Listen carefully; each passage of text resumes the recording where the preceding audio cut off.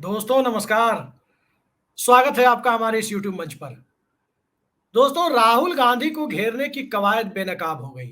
राहुल गांधी ने ट्वीट भी कर दिया और राहुल गांधी को के द्वारा आधी रात को किए गए ट्वीट के बाद जिस तरह से देश की सियासत में खलबली मची और जिस तरह से कोई खंडन जारी नहीं किया गया सत्ता पक्ष और ईडी की तरफ से, उसके बाद से साफ दिखाई देने लगा कि राहुल गांधी को घेरने की प्लानिंग तो चल ही रही थी।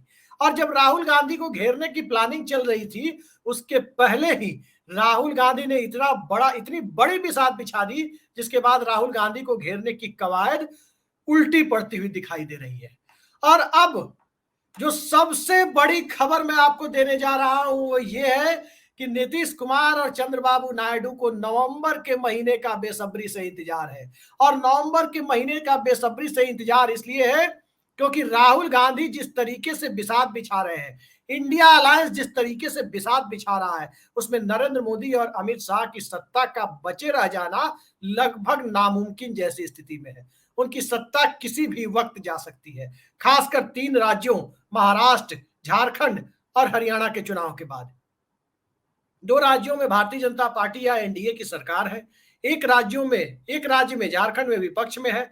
और इन 3 राज्यों के पहले जिस तरह से राहुल गांधी को घेरने की कवायद थी, उस कवायद के बेनकाब होने के बाद आखिर वो कौन सी परिस्थितियां हैं जिस परिस्थिति में भारतीय जनता पार्टी बुरी तरह उलझ गई है। तो पहली परिस्थिति ये है कि दरअसल प्लानिंग ये थी कि महाराष्ट्र के और हरियाणा के विधानसभा चुनाव के पहले कांग्रेस पार्टी के सबसे बड़े पोस्टर बॉय को इस तरह से उलझा दिया जाए ताकि महाराष्ट्र में जो एक तरफा हवा चलती दिखाई दे रही है, विपक्ष के पक्ष में हवा बनने की खबरें वहां से आ रही है, उस वो कहीं ना कहीं स्कैटर्ड हो जाए, उसमें कोई ना कोई अड़ंगा लग जाए। लेकिन वो हो नहीं पाया। हो इसलिए भी नहीं पाया क्योंकि महाराष्ट्र के सियासी मिजाज से पूरा देश वाकिफ है।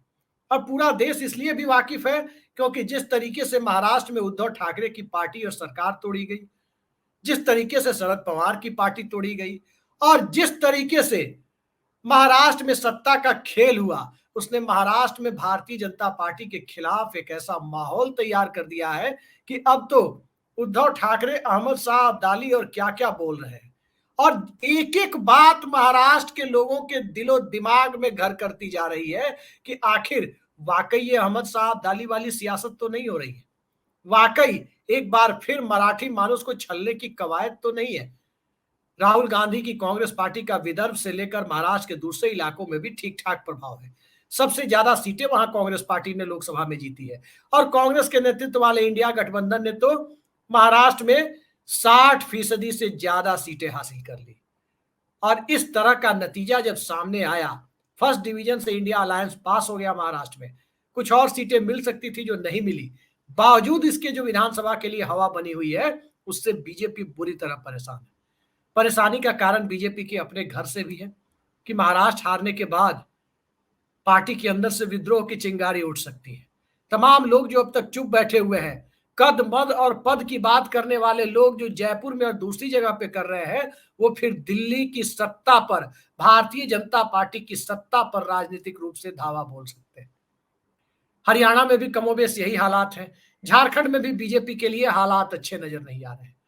और ये सारी परिस्थितियों में कांग्रेस पार्टी को घेरने, शीर्ष नेतृत्व को बदनाम करने, ईडी का दुरुपयोग करने की जो पूरी कवायद चल रही थी, उस कवायद के ऊपर जब राहुल गांधी ने एक तरह से पलीता लगा दिया, तो कहीं ना कहीं नीतीश कुमार और चंद्रबाबू नायडू के कान खड़े होने स्वाभाविक थे।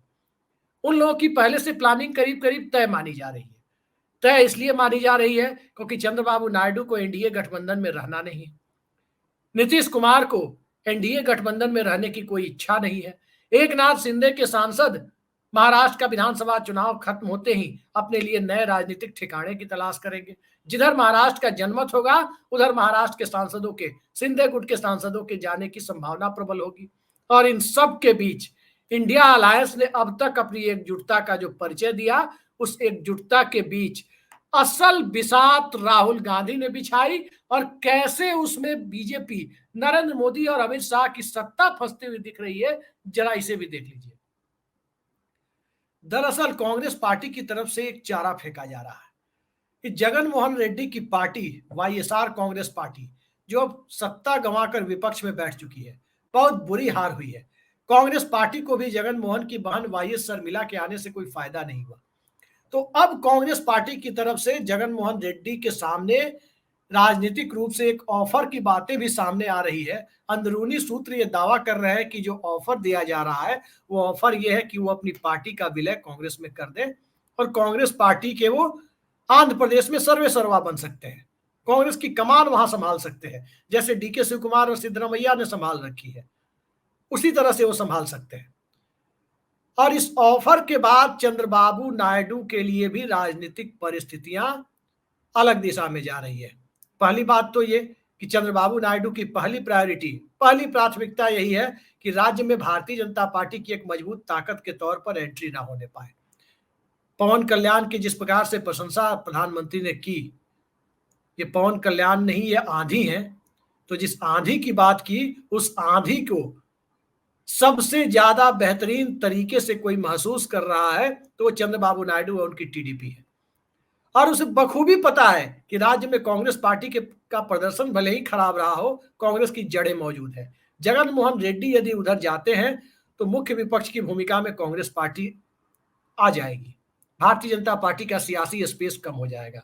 और जब सियासी स्पेस भारतीय जनता पार्टी का कम हो जाएगा, मुकाबला कांग्रेस बनाम टीएमसी की स्थिति में आ जाएगी, तो बिल्कुल जैसे 2004 में लेफ्ट फ्रंट ने केरल और बंगाल में कांग्रेस से सीधी लड़ाई के बावजूद बाहर से कांग्रेस को समर्थन देकर यूपीए 1 की सरकार बनवाई थी, उस अंदाज में चंद्रबाबू नायडू नरेंद्र मोदी की सरकार को गिराकर वैकल्पिक सरकार बनाने का श्रेय ले सकते हैं। एक तरफ राज्य में कांग्रेस पार्टी से दूरी, दूसरी तरफ भारतीय जनता पार्टी की संभावनाओं को खत्म करने की बुनियाद, और तीसरी तरफ नरेंद्र मोदी की सरकार से देश को निजात दिलाने का क्रेडिट लेने की कवायद। ये तीनों एक साथ करते हुए वो दिखाई दे सकते हैं। दिल्ली से उन्हें कुछ मिल नहीं रहा। अमरावती के विकास के लिए, यानी आंध्र प्रदेश की नई राजधानी के लिए जिस 15,000 करोड़ की बात की गई, वो 15,000 करोड़ रुपए केंद्र ने दिए नहीं। दरअसल केंद्र लोन लेने के लिए, उन 15,000 के लोन के लिए एक तरह से कहे तो गारंटर की भूमिका में आने को तैयार हो गया, जिस पर केंद्र सरकार में बैठे हुए लोग, भारतीय जनता पार्टी के लोग, आंध्र प्रदेश को बहुत कुछ दिया कहकर वाहवाही लूटने की कोशिश कर रहे हैं। इस खेल को पहले से ही कर्ज में डूबे हुए राज्य आंध्र प्रदेश के मुख्यमंत्री चंद्रबाबू नायडू बखूबी समझते हैं कि बीजेपी उनके साथ कौन सा खेल खेल रही है। अब आते हैं नीतीश कुमार पर। नीतीश कुमार के सामने सीधा सा राजनीतिक एजेंडा है। बिहार के विशेष राज्य का दर्जा और आरक्षण को, बढ़ाए हुए आरक्षण को, जो जाति जनगणना के बाद बढ़ाया गया, उस बढ़ाए हुए आरक्षण को जिसे हाईकोर्ट ने रद्द किया, उसे संविधान की 9वीं अनुसूची में डालकर न्यायालय से बचाने का भरसक प्रयास। और ये दोनों काम केंद्र सरकार, जिसकी लगाम भारतीय जनता पार्टी के हाथ में है, वही कर सकती है। दोनों इच्छाएं पूरी होती हुई नजर नहीं आ रही है। विशेष राज्य का दर्जा देना भारतीय जनता पार्टी के लिए एक बहुत महंगा राजनीतिक सौदा साबित हो सकता है, ये बात बीजेपी जानती है। जाति गणना के बाद आरक्षण बढ़ाने के फैसले में हाथ लगाना, ये बीजेपी की बुनियाद को ही पूरी तरह से खत्म कर देने वाला हो सकता है। तो ये दोनों मांगे यहां पूरी होने वाली नहीं है। कोई एक भी मान ली जाती तो नीतीश कुमार रुक जाते। जिसे पैकेज बताया जा रहा है वो दरअसल केंद्र सरकार की योजना है, चाहे वो एक्सप्रेसवे का मामला हो या कोई और मामला हो। पैकेज के नाम पर कुछ चौवन्नी भी मिलने की बात बिहार सरकार को नहीं हुई है। तो नीतीश कुमार के सामने एक तरफ तेजस्वी यादव की चुनौती है, वो जाति गणना के बाद बढ़े हुए आरक्षण को लेकर आक्रामक हो रहे हैं। नीतीश कुमार को सीधे सीधे ऑफर भी दे रहे हैं, एक तरफ आक्रामक हो रहे हैं, दूसरी तरफ प्लेट सजा के बैठे हुए हैं कि सरकार गिराइए और आ जाइए, खुलेआम इस बात को वो कह रहे हैं। तीसरी तरफ भारतीय जनता पार्टी, नीतीश कुमार की जो सबसे बड़ी इच्छा है कि महाराष्ट्र और हरियाणा और झारखंड के साथ बिहार के विधानसभा चुनाव करा लिए जाएं और अगस्त महीने के अंत तक नीतीश कुमार को बिहार विधानसभा भंग करने के उनकी दिली इच्छा पर भारतीय जनता पार्टी अपनी सहमति दे दे, ताकि वो विधानसभा को भंग कर चुनाव का रास्ता प्रशस्त कर सके, उस पर भी अब तक भारतीय जनता पार्टी से सहमति की खबरें नहीं है। बीजेपी के दोनों उप मुख्यमंत्री, कल का ही कार्यक्रम था, अडानी समूह का कार्यक्रम था, बिहार में था, और उस कार्यक्रम में नीतीश कुमार तो गए, दोनों उप मुख्यमंत्रियों के बोर्ड भी लगे हुए थे उस कार्यक्रम में, और उस इलाके के एक दूसरे कार्यक्रम में जो सरकारी कार्यक्रम था वहां बोर्ड भी दोनों डिप्टी सीएम जो बीजेपी के कोटे के हैं उनके नाम लगे हुए थे शिलापट पर, अखबारों में जो ऐड दिए गए थे उसमें नाम लगे हुए थे, दोनों नहीं गए थे। नीतीश कुमार नीति आयोग की बैठक में भी दिल्ली नहीं आए थे। सबसे बड़ा सवाल यह है कि नीतीश कुमार की कोई इच्छा पूरी नहीं हो रही है। ना तो वो नवंबर में चुनाव कराने की अपनी इच्छा, समय से पहले चुनाव कराने की अपनी इच्छा को पूरी करवा पा रहे हैं, ना ही वो विशेष राज्य का दर्जा ले पा रहे हैं, ना ही वो आरक्षण बढ़ाने की मांग पर केंद्र सरकार से उसे नवी अनुसूची में डलवा पा रहे हैं। तो भला वो रुकेंगे क्यों? दूसरी तरफ इंडिया गठबंधन से खुला ऑफर उन्हें तेजस्वी यादव भी दे रहे हैं, अंदर खाने कांग्रेस के लोग भी दे रहे हैं। राष्ट्रीय आलोचनाओं का केंद्र सिर्फ इस वजह से नीतीश कुमार और चंद्रबाबू नायडू बने हुए हैं क्योंकि पूरे देश में यह धारणा बनी हुई है, खासकर उन तबकों में यह धारणा बनी हुई है जो केंद्र में वैकल्पिक सरकार को देखना चाहते हैं। उन सब के बीच जो धारणा है वो यही है कि नीतीश कुमार और चंद्रबाबू नायडू, इन्हीं दोनों की वजह से नरेंद्र मोदी की सरकार चल रही है। तो आखिर इस जन दबाव को नीतीश कुमार कब तक झेले? उनकी कोई इच्छा भी पूरी ना हो, इस जन दबाव को भी झेले। उनके मुद्दे को, जाति गणना के मुद्दे को राहुल गांधी करीब करीब राष्ट्रीय स्तर पर हाईजैक करने की स्थिति में जा रहे हैं और अपने मुद्दे को, अपने द्वारा क्रिएट किए गए, बनाए गए मुद्दे को नीतीश कुमार किसी दूसरी पार्टी के हाथ में जाने देना नहीं चाहेंगे। ये सबसे बड़ा सत्य है आज की राजनीति का। और नीतीश कुमार ही नहीं, कोई भी राजनेता जिस मुद्दे के साथ उसके जज्बात जुड़े हुए हो, उसकी पहचान जुड़ी हुई हो, उस मुद्दे को किसी दूसरे के हाथ में नहीं जाने देता। भला भारतीय जनता पार्टी ने मंदिर मुद्दा किसी और के हाथ जाने दिया क्या? यही स्थिति नीतीश कुमार की है कि जाति जनगणना का मुद्दा वो किसी और के हाथ जाने नहीं देना चाहते। अब सवाल ये उठता है कि वो करें तो क्या करें।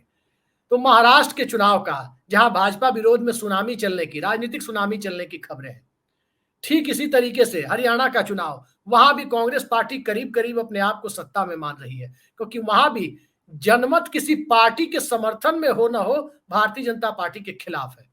और झारखंड में, जहां भारतीय जनता पार्टी के लिए महाराष्ट्र और हरियाणा जैसी स्थिति तो नहीं है, लेकिन वहां भी बढ़त कांग्रेस झारखंड मुक्ति मोर्चा के इंडिया अलायंस को भी है। और अब तो सरयू राय भी नीतीश कुमार की पार्टी में आ गए, जेडीयू में, जो मुख्यमंत्री को, बीजेपी के मुख्यमंत्री को हरा चुके हैं।